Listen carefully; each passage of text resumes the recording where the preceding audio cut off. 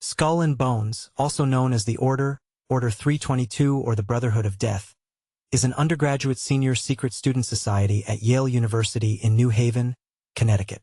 The oldest senior class society at the university, Skull and Bones, has become a cultural institution known for its powerful alumni and conspiracy theories. Skull and Bones is considered one of the big three societies at Yale University, the other being Scroll and Key and Wolf's Head. The society is known informally as Bones and members are known as Bonesmen, members of the order or initiated to the order. Skull and Bones was founded in 1832 after a dispute among Yale debating societies Linonia, Brothers in Unity, and the Calliopean Society over that season's Phi Beta Kappa Awards. William Huntington Russell and Alphonso Taft co-founded the Order of the Skull and Bones. The first senior members included Russell, Taft, and 13 other members. Alternative names for Skull and Bones are the Order, Order 322, and the Brotherhood of Death. The first extended description of Skull and Bones, published in 1871 by Lyman Bagg in his book 4 Years at Yale, noted that the mystery now attending its existence forms the one great enigma which college gossip never tires of discussing.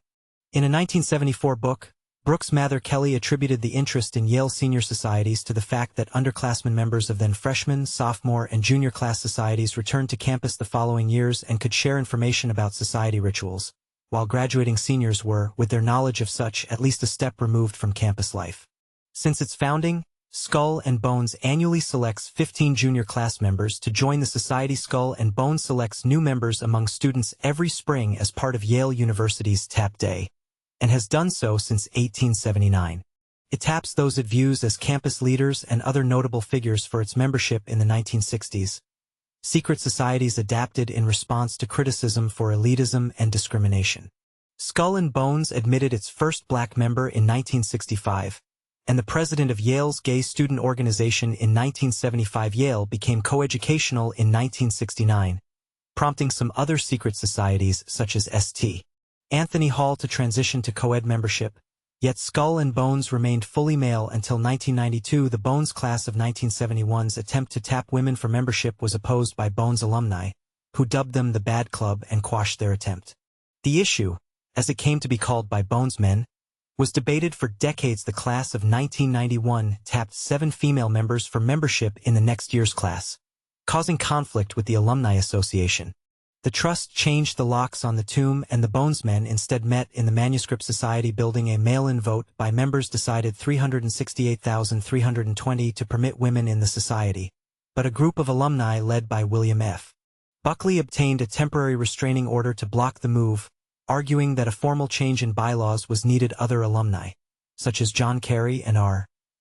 Inslee Clark, Jr., spoke out in favor of admitting women.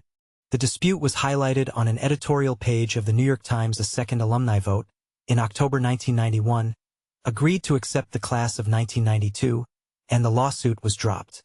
In recent years, Skull and Bones, like other elite Yale institutions, utterly transformed. According to The Atlantic, the society tapped its first entirely non-white class in 2020. Few descendants of alumni get in, and progressive activism is an asset. The class of 2021 admitted no conservatives. The society's badge is gold and consists of a skull that is supported by crossed bones, with the number 322 on the lower jaw. Its members worshipped Eulogia, a fictional goddess of eloquence. The number 322 appears in Skull and Bones insignia and is widely reported to be significant as the year of Greek orator Demosthenes' death. A letter between early society members in Yale's archives suggests that 322 is a reference to the year 322 BC, and that members measure dates from this year instead of using Anno Domini.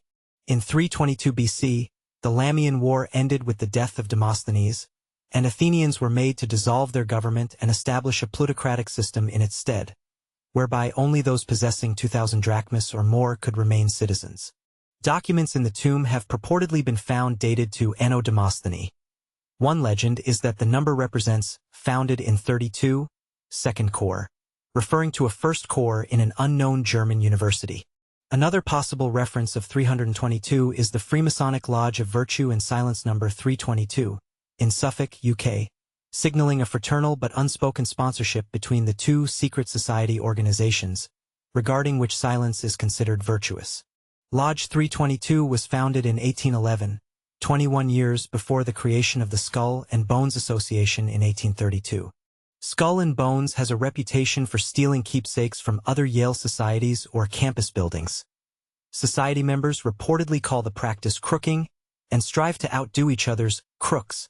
The society has been accused of possessing the stolen skulls of Martin Van Buren, Geronimo, and Pancho Villa in January 2010. Christie's canceled a planned auction for a human skull with links to Skull and Bones. The Skull and Bones Hall, located at 64 High Street in New Haven, Connecticut, is otherwise known as the Tomb. The building was built in 3 phases. The first wing was built in 1856, the second wing in 1903, and Davis-designed neo-Gothic towers were added to the rear garden in 1912. The front and side facades are of Portland brownstone in an Egyptodoric style. The 1912 tower additions created a small enclosed courtyard in the rear of the building, designed by Everts Tracy and Edgerton Swartwout of Tracy and Swartwout, New York. Everts Tracy was an 1890 bonesman, and his paternal grandmother, Martha Sherman Everts, and maternal grandmother, Mary Everts, were the sisters of William Maxwell Everts, an 1837 bonesman.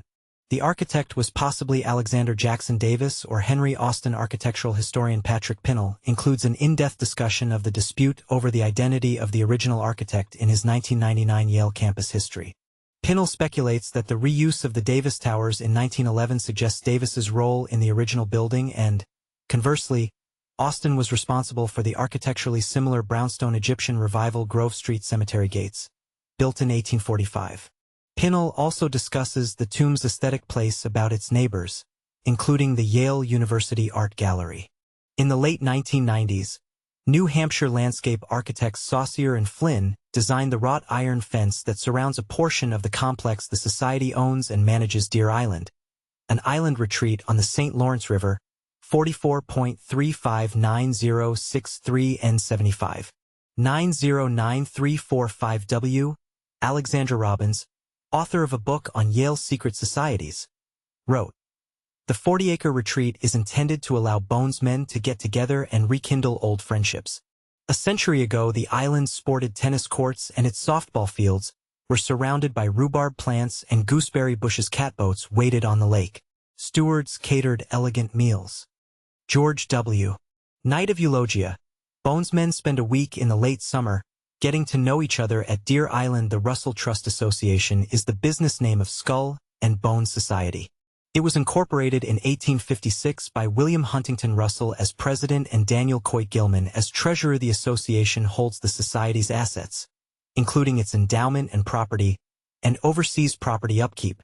According to its 2016 filing with the IRS, the Russell Trust Association, filing as RTA Incorporated, has assets of $3,906,458, including Deer Island and the Skull and Bones Hall. As of 2024, the organization had an endowment of $17 million. Skull and Bones membership developed a reputation in association with the power elite.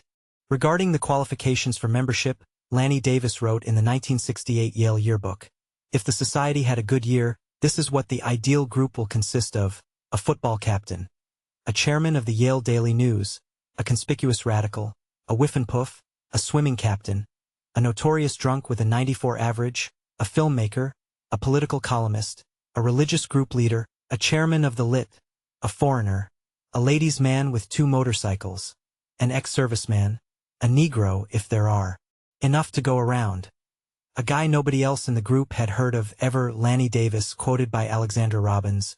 George W. Night of Eulogia. Like other Yale senior societies, Skull and Bones's membership was almost exclusively limited to white Protestant men for much of its history.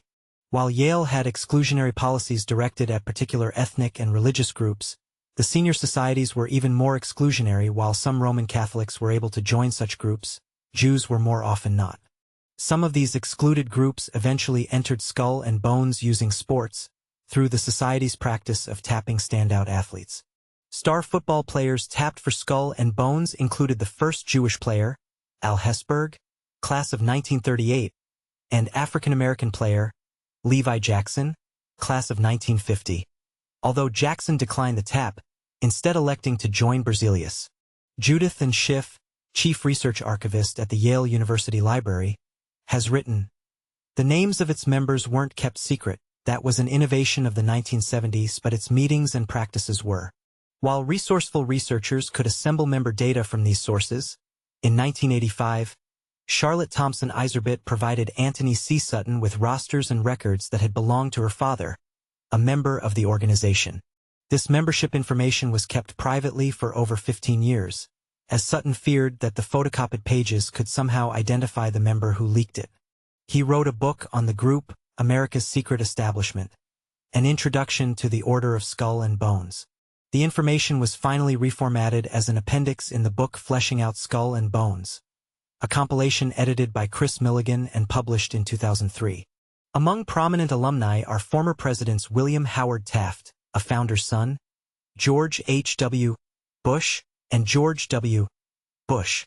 In the 2004 U.S. presidential election, both the Democratic and Republican nominees were members of Skull and Bones.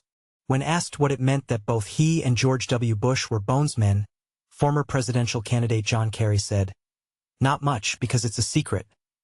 Members are assigned nicknames. Examples include Long Devil, the tallest member, Boaz, a varsity football captain, and Sheriff, the Prince of the Future. Many of the chosen names are drawn from literature, e.g., Hamlet, Uncle Remus, Religion and Myth. The banker Louis Lapham passed on his nickname, Sancho Panza. To the political advisor Tex McCrary, Avril Harriman was Thor, Henry Luce was Baal, McGeorge Bundy was Odin, and George H.W. Bush was Magog.